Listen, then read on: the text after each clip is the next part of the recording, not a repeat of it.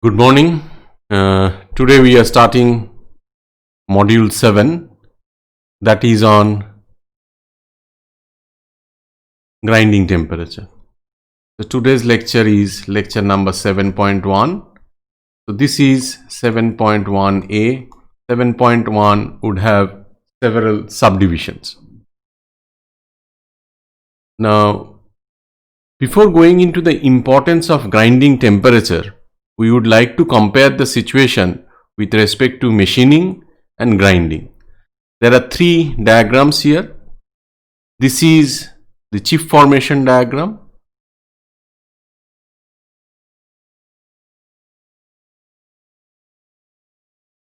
In general machining, this could be very well turning. This is drawn on orthogonal plane. This is uncut chip thickness. This is chip thickness. This is shear angle. This is VC. This is receding with a velocity VF. This is your cutting tool. Now, in such a machining operation, where are the zones where heat would be evolving? Some amount of heat would be evolving at the chip tool interface, and some amount of heat would be evolving in the primary shear zone. This is the most idealized situation, and we will stay with that. At the primary shear zone, PS into Vs would be the heat generation rate, and at the chip tool interface, F into Vf would be the heat generation rate. And what are the interesting temperature that you have? You have chip temperature, you have workpiece temperature upon machining, you have shear plane temperature, and there is something, a concept which is called machining temperature. Machining temperature is basically the average chip tool interface temperature. And this machining temperature can be rather high. It can be 200 degree. It can also be 800 degree centigrade. And this is the most important temperature index in case of machining. Typically, workpiece temperature does not increase much. If you are turning a large diameter job, even with a very high depth of cut, workpiece temperature would hardly rise by 30 to 80 degrees centigrade. Chip temperature is also of no consequence because chip is a waste material. So whether the chip is coming out at 200 degrees centigrade or 400 degrees centigrade, it is of no consequence.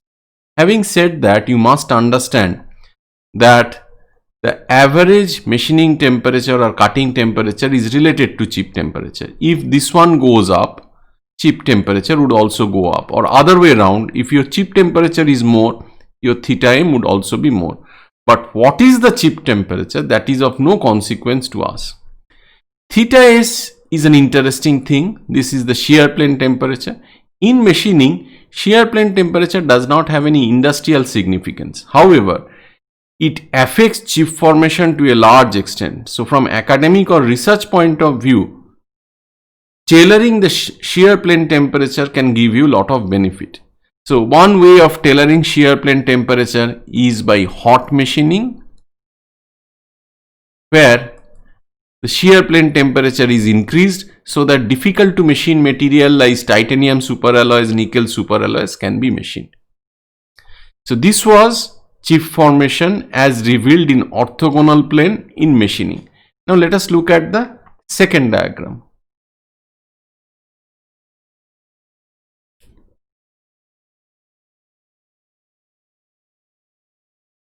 For the second diagram, this is the classic grinding situation, and as we said, all our analysis would be for plunge surface grinding. However, these analyses can also be applied to other kind of grinding situation. This is depth of cut. This one is VW. This is rotating in this direction ns. So there would be a surface speed of Vs, and this is your grinding wheel and this is your workpiece. Now in grinding, this is the macro view. Why is it the macro view? Because we all know this is not a milling cutter. There are large number of grids on this grinding wheel which are actually participating in microgritting operation. We are not looking at those grids individually. What we are taking is a macro view, and from macro view point of view, there would be heat evolution at the grinding wheel workpiece interface. Where is that interface? That interface is this one. How much heat would be evolving? If you recall, there are forces which are acting. The forces are Ft and Fn. These are supposed to be horizontal and vertical, that is normal force and tangential force. So the heat which would be evolving is Ft into Vs. You might say this is not exactly the correct one. It should be Ft into Vs plus minus Vw, depending on whether it is up grinding or down grinding. But as because Vw is much less than Vs, this expression is good enough. So this much amount of heat would be evolving at the chip tool interface, and because of that, rise in temperature will occur. Rise in temperature will occur within the wheel, within the grinding wheel, or on the abrasive of the grinding wheel. Rise in temperature will occur on the chip stream or chips which will be coming out, so grinding chips. And most importantly, rise in temperature will occur at the workpiece. So theta W would be the workpiece temperature or grinding zone temperature which takes place at the interface. So this is the finished surface. This is the finished surface. So here whatever temperature takes place, that is theta W, and this theta W is very important. In case of theta WP in machining, theta WP is not much, but theta W is very large. In case of grinding, this could be 200 degree to 800, 900 degree centigrade or even beyond, and because of that you have a problem. In machining, workpiece temperature does not increase by 50 to 60 degree. So there would not be any effect of temperature on the properties of the workpiece.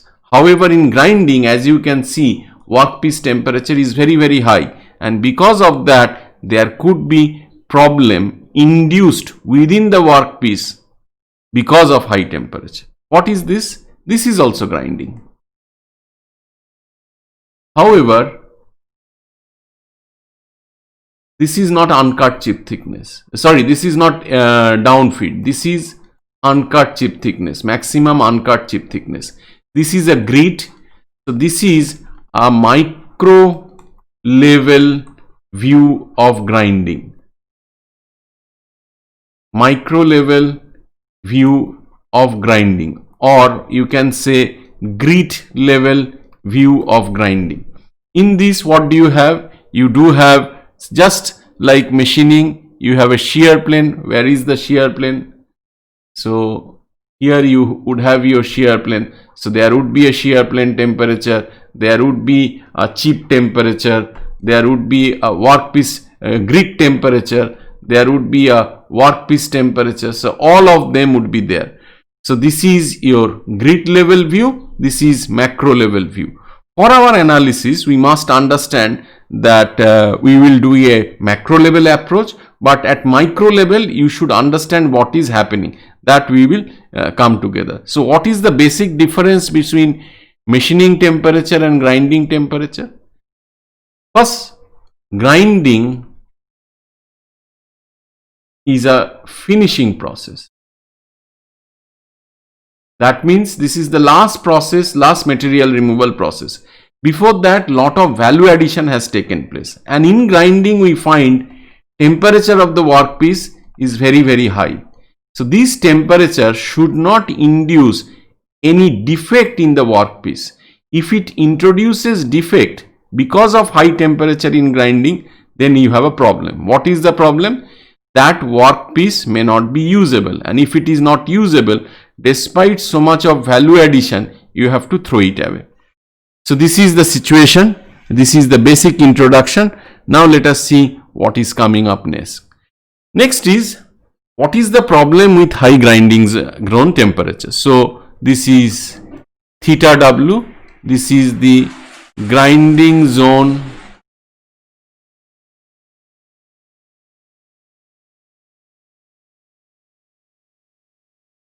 temperature, or more precisely, this is the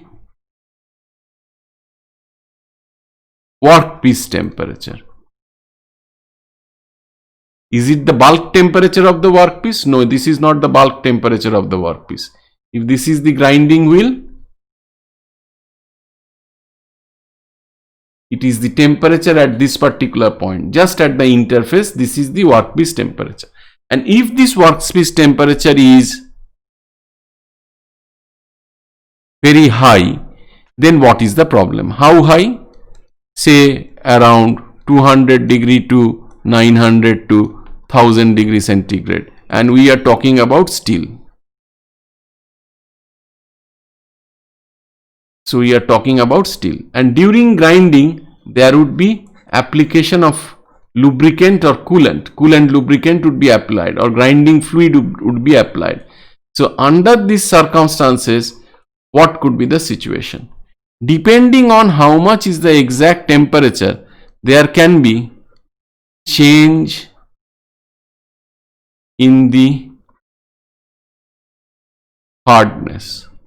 What kind of change? Hardness may go down or it may go up. It will go down if the temperature is such that it introduces annealing. Hardness may go up if there is a hardening because of quenching action of the grinding fluid. So that can also happen.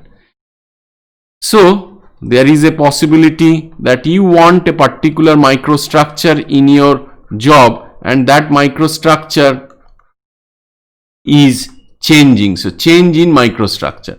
So change in hardness, change in microstructure, these are problem. What are the other thing? As because this is very high and we are taking the example of steel, there could be oxidation. This oxidation is not acceptable. This is known as burning. This burning mark appears on the ground surface as black patterns. So this oxidation is not acceptable.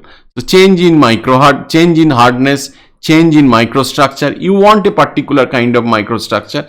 Because of grinding, either you introduce a annealing cycle or you introduce a hardening cycle and the microstructure changes.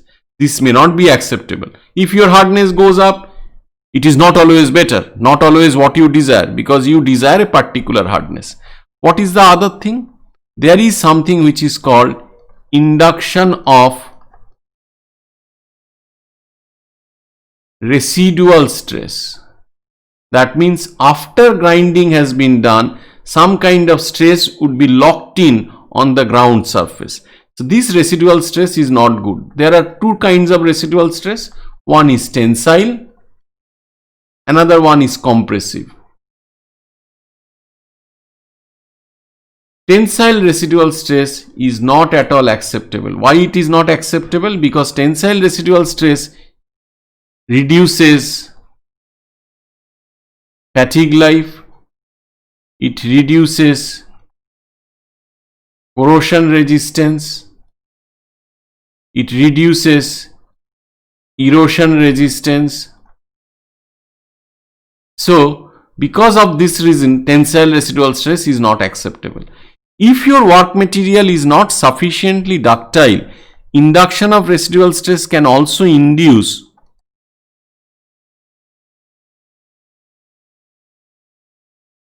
subsurface and surface cracks. So these are the problems of high grinding zone temperature. So that explains why we should study grinding temperature. We should study grinding temperature because unfortunately in grinding temperature is very, very high. Because it is high, there are certain associated problems. These problems are called thermal problems in grinding.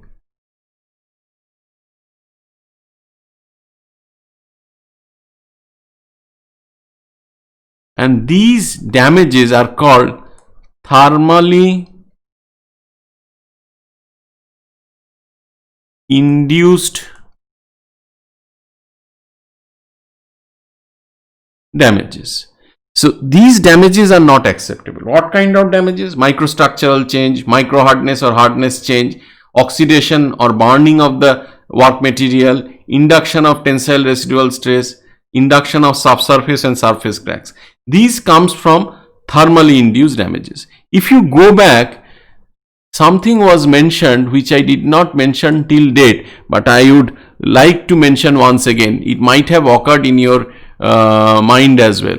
If workpiece temperature goes up, or if the chip temperature, which are related, if they go up, both of them, then the probability of wheel loading goes up. This was discussed earlier. Why it goes up? Because chip breaking,